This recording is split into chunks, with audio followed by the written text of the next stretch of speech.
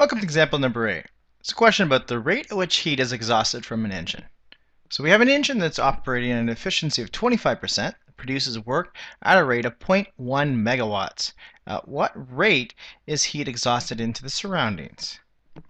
We are given that the engine does work at a constant rate.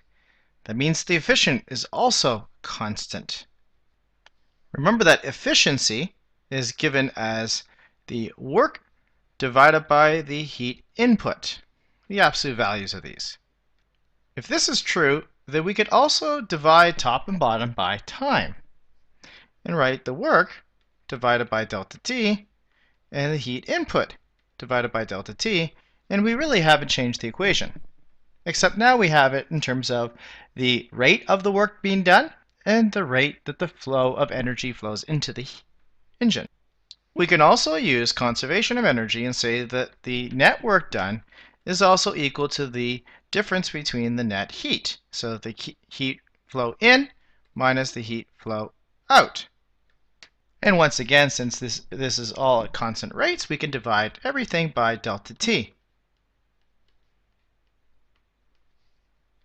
So in this question, we are given an efficiency of 25%, so E is 0.25.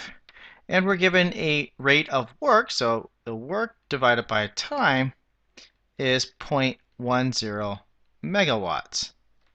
And we're asked to find the rate at which the heat is exhausted, so going to the external environment. So we're asked to find QC divided by delta T. So if we use the first equation here, we can solve for the rate flow that was the rate of the heat that was flowing into the engine. Let's do that first.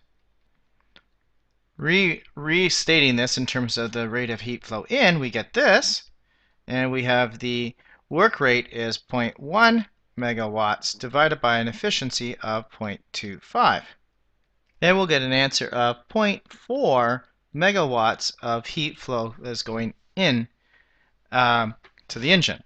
So now we're going to solve for QC over time, the rate of the heat flow out, which will be the rate of heat flow in, which was found as 0.4 megawatts, and then minus the rate of heat flow of the work done, not the heat flow, but that would be 0.1 megawatts, and this will give you an answer of 0.3 megawatts of heat energy that is flowing out to the surroundings.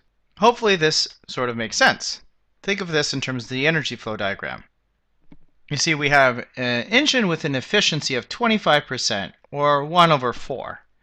And that means that if we had a 0.1 megawatts of work being done by the engine, then we must have had 0.4 megawatts of heat input. A quarter of it went into work, and 3/4 of it went to heat being exhausted to the surroundings. And that's it for this example.